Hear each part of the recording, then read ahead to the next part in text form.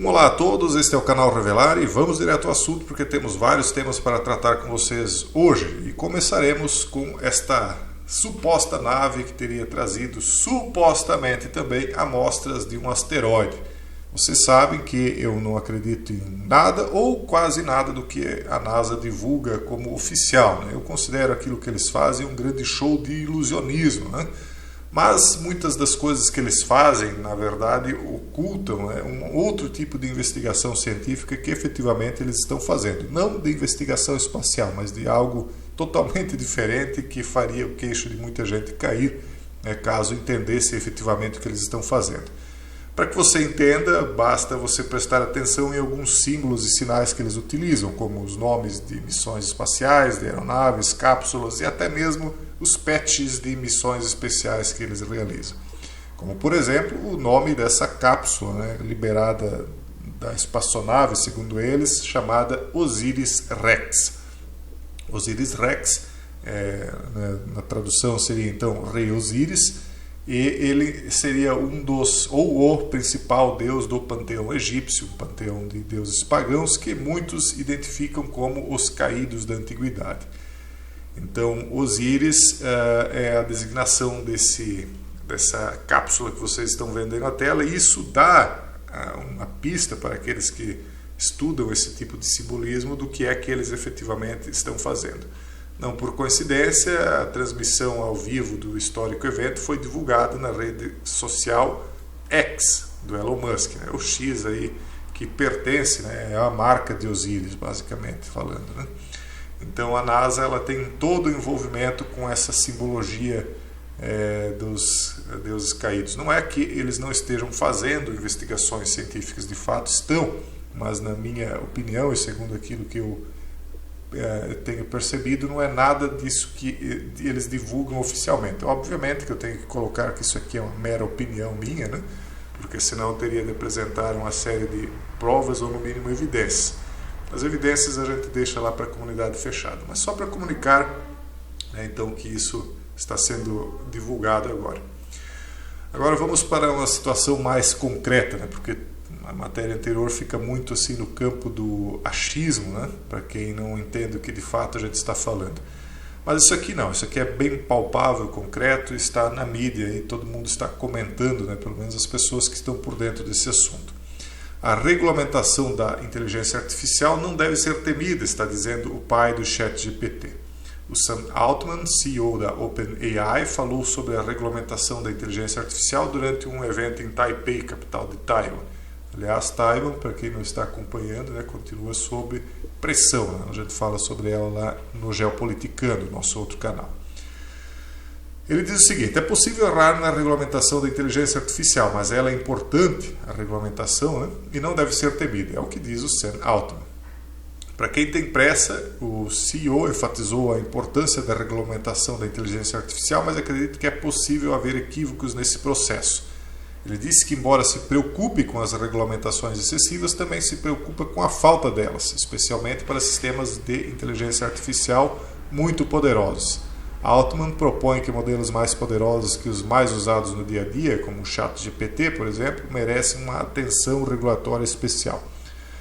Basicamente, traduzindo o que ele está dizendo, é o seguinte: olha, é melhor nós evitarmos que as pessoas comuns possam fazer uso dessas ferramentas de forma ampla, livre e restrita, porque isso é poder demais nas mãos de qualquer pessoa. Então eles, diferentemente do que fizeram com a internet, vão regular a inteligência artificial antes que ela caia nas mãos do povo comum.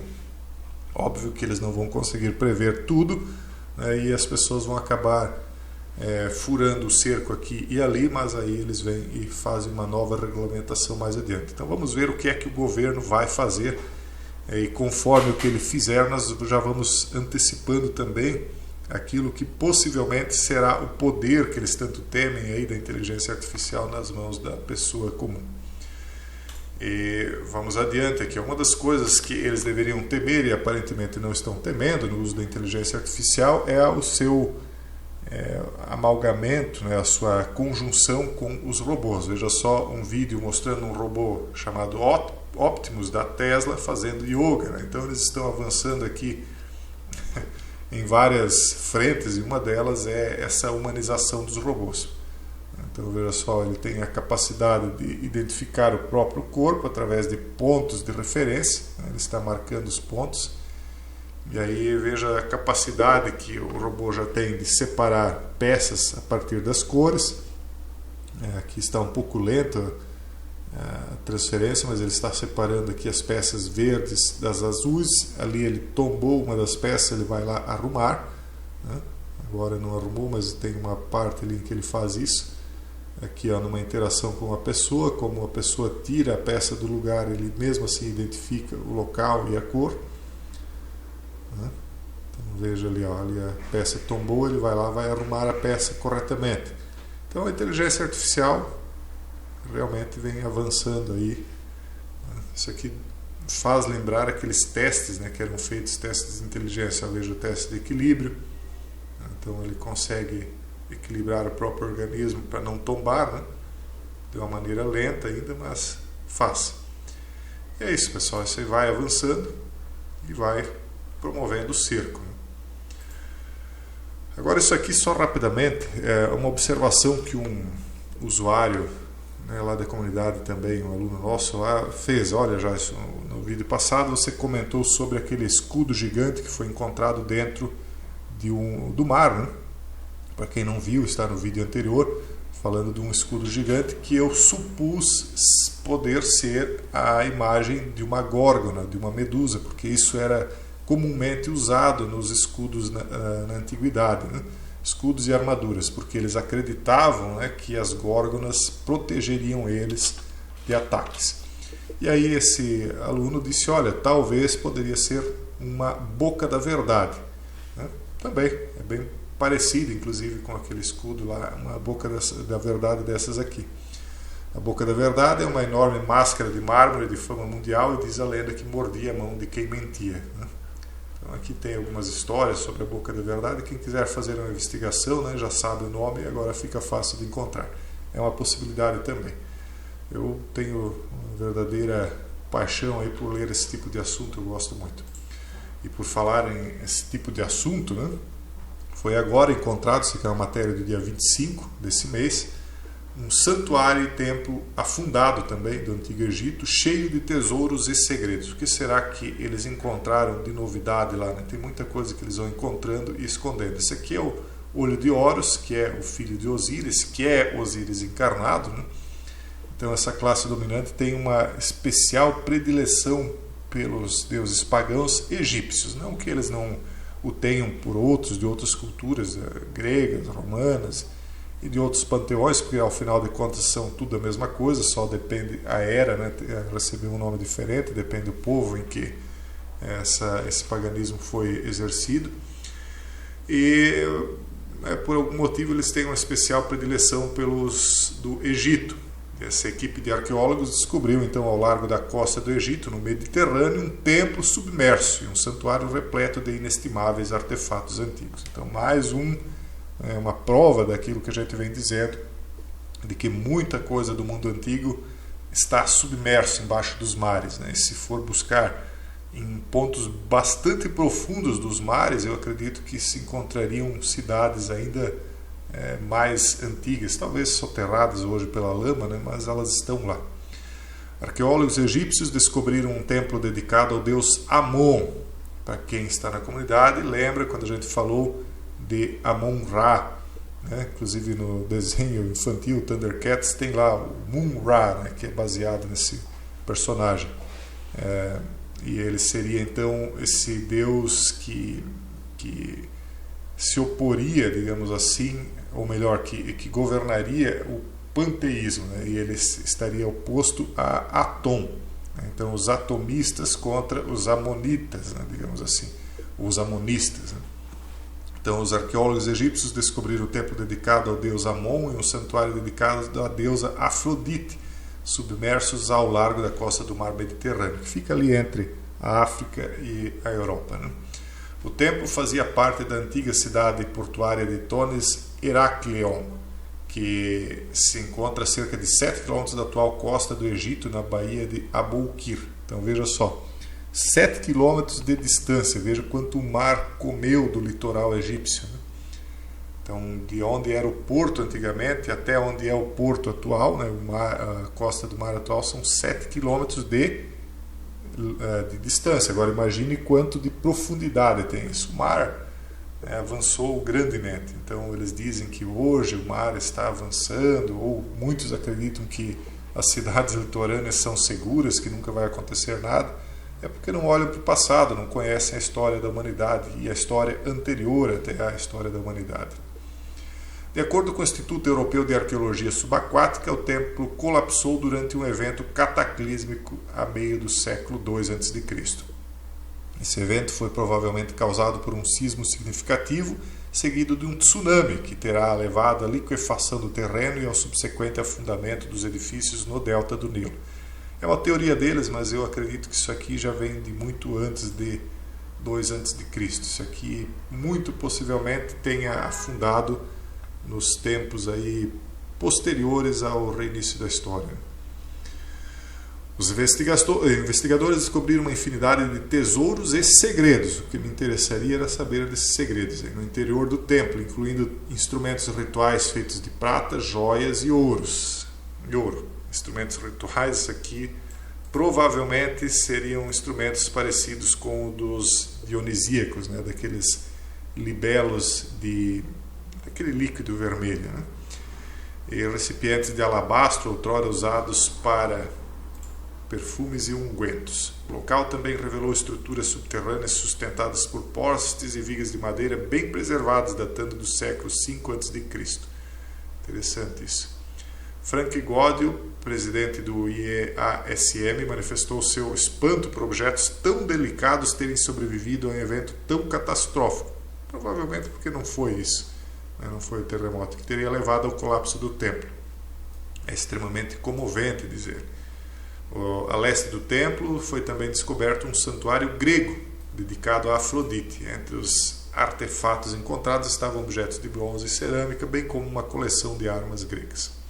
Essa última sugere a presença de mercenários gregos na área, possivelmente a defender o acesso ao reino, na foz do ramo mais ocidental do Nilo, ou o ramo canópico, explica Godil. A descoberta realça o rico mosaico histórico da região e revela como os faraós visitavam o templo para obter títulos que atestavam o seu mandato divino. Então veja aí que muito próximo uns dos outros estão o templo de Afrodite e templos aí de divindades egípcias, obviamente ligados a Osíris, o tal do Osíris Rex lá da NASA, Osíris, Horus e etc. Então, todos eles a mesma porcaria, no final das contas, o mesmo tipo de caído. Mas vamos adiante aqui. Por falar em caído, aquilo que foi no passado parece que está para voltar no presente. Cientistas de Harvard, vocês lembram quando nós divulgamos isso aqui lá em janeiro, descobriram o que impulsiona o envelhecimento e conseguem reverter esse envelhecimento. Muita gente não acredita nisso, acha que essas experiências com DNA e RNA não vão dar em nada, mas isso aqui já está avançando há um bom tempo. De janeiro para cá, muita coisa já aconteceu. Eu só estou revivendo isso aqui, até porque alguém me enviou a matéria e eu achei interessante reviver isso aqui, porque casa com outras informações que nós já vamos ver a seguir. Então, os cientistas de Harvard alcançaram uma marca importante ao aprender a reverter o envelhecimento após uma série de experimentos com ratos. Ele acaba de anunciar que pode fazer com que os ratos envelheçam e rejuvenesçam invertendo alguns genes. Inclusive, eu não sei se tem fotos aqui, mas tem fotos de um rato aqui. Veja só, são irmãos. Esse aqui já está com a pelagem branca, já mais envelhecido, eles são gêmeos, né? E esse aqui eles reverteram o DNA, então ele ficou aí com a cabeleira já mais enegrecida, né? Não está calvo e nem com a pelagem branca. Então eles conseguem fazer essa reversão e certamente eles vão oferecer isso para as pessoas, não tenham dúvidas disso. Então isso é aquela promessa, né, de que certamente não perecereis e tereis a vida eterna. É a última tentação da humanidade e muitos por vaidade vão acabar aceitando, né, sem pensar nas consequências de que isso, né, pode trazer, e com certeza vai trazer consequências aí inimagináveis. Por isso é que muitas das dessas investigações em torno do transhumanismo estão conectadas com o número 322, o número favorito lá da Sociedade Secreta Skull and Bones de Yale, porque um dos objetivos deles, e provavelmente o principal deles, é reverter aquilo que consta em Gênesis 3, capítulo 22, que foi uma limitação à vida humana na Terra. Eles acreditam que vão conseguir fazer isso. Por que eu trouxe uma matéria de janeiro? Só para, primeiro, refrescar a memória de vocês, relembrar e mostrar o quanto eles estão mexendo na natureza. Veja só, eles modificaram geneticamente bichos da seda, isso aqui é uma matéria de agora, dia 24 desse mês, faz 2, 3 dias, um pouco mais. Então eles modificaram bichos da seda geneticamente para produzir seda de aranha e mais forte do que o Kevlar. Então primeiro é um bicho da seda que produz seda de aranha, então ele já não está produzindo a seda que seria da natureza dele, e o pior de tudo, isso é mais forte do que o Kevlar. Para quem não sabe o que é o Kevlar, eu separei aqui. A Kevlar é uma marca registrada da DuPont para uma fibra sintética de aramida muito resistente e leve. Trata-se de um polímero resistente ao calor e 5 vezes mais resistente do que o aço por unidade de peso. Então, o Kevlar é usado na fabricação de cintos de segurança, cordas, construção aeronáutica, velas, coletes à prova de bala, linhas de pesca, de alguns modelos de raquetes de tênis, etc, etc, etc. Então é uma fibra muito resistente, ela é mais resistente do que o aço, 5 vezes mais resistente por unidade de peso, quer dizer, não é que ela não pode ser rompida, ela pode, porque ela é fina, mas ela tem uma resistência muito grande, então quando eles conjugam várias dessas pequenas fibras, eles tornam ela praticamente impossível de romper com a mão humana, só com o uso de instrumentos. E aí eles colocam isso para ser produzido agora por um animal. Então você imagina o estrago que isso aí vai trazer na natureza futuramente. Veja só aqui, símbolos gregos, inclusive isso aqui estava lá na ilha do Epstein, esses mesmos símbolos aqui. Então aqui eles estão, não sei se por coincidência ou colocando a assinatura de quem é que está por trás disso aí. Então, num estudo pioneiro conduzido na China, uma equipe de investigadores usou com sucesso bichos da seda geneticamente modificados para produzir seda de aranha, um material 6 vezes mais resistente que o Kevlar. Então, o Kevlar já é 5 vezes mais resistente por unidade de peso do que o aço, mas o material que o bicho da seda está produzindo é 6 vezes mais resistente que o Kevlar. Então, suponho que é 30 vezes mais resistente do que o aço, Não é pouca coisa. A descoberta pode revolucionar a produção de materiais leves e robustos, oferecendo uma alternativa ecológica a fibras sintéticas como o nylon. Tradicionalmente, a comercialização da seda de aranha tem sido dificultada por vários fatores, incluindo a complexidade de sua produção e a dificuldade de replicar a sua camada superficial natural anti-envelhecimento composta por lípidos e glicoproteínas. O material assim obtido é 6 vezes mais resistente do que o Kevlar, a famosa fibra sintética de aramida resistente ao calor, e ela própria é 5 vezes mais resistente que o aço por unidade de peso. Entre inúmeras aplicações, é usado no fabrico de cintos de segurança, etc, etc. Eles foram lá e colaram do Wikipedia. O novo estudo, publicado esta quarta-feira na revista Matter, apresenta uma solução para esses desafios. O Juneng Mi, e veja que é tudo da China que está vindo essas inovações no campo da genética, porque lá não há as mesmas barreiras éticas e morais que existem aqui no Ocidente, porque aqui existe ainda muito essa contestação ao estilo que nós estamos fazendo aqui, que é baseado na fé cristã e de que a natureza não deveria ser mexida, porque quando nós estamos mexendo na natureza, nós estamos criando bizarrices, hibridismo e transhumanismo que, segundo a visão de uma parte de nós cristãos, porque a maioria nem sequer ouve falar a respeito, nem sequer imagina que isso existe, mas segundo uma pequena minoria de nós cristãos, isso já aconteceu no passado e acabou de forma desastrosa e realmente destruindo uma grande parte da humanidade no passado. Mas enfim, seja como for, em alguns lugares essa ética cristã não tem tanta influência. Aqui mesmo nós estamos perdendo cada vez mais poder de influência, inclusive na política, porque esse tal de Estado laico tem avançado, e com ele vem uma ética totalmente diferente. Então a seda do bicho da seda é atualmente a única fibra de seda animal produzida em grande escala com técnicas bem estabelecidas. Usar bichos da seda geneticamente modificados para produzir seda de aranha abre portas para a comercialização em larga escala a baixo custo. Então eles estão aí de olho nesses recursos financeiros que eles podem obter e, obviamente, bem pouco preocupados com as consequências que isso aí pode trazer futuramente. Não pelo fio em si, talvez também, mas principalmente por estarem fazendo modificações genéticas em animais, no caso aqui o bicho da seda. É só mais um, eles estão fazendo isso em vários, inclusive em muitos dos que eles estão colocando à disposição para a alimentação, direta ou indireta, no caso pela carne ou pelo leite. Enfim, só para que vocês saibam aí a quantas anda o avanço da tecnocracia da Babilônia moderna, e encerro o vídeo com isso aí. Esse é o vídeo de hoje, então forte abraço a todos e até o próximo vídeo, se Deus quiser.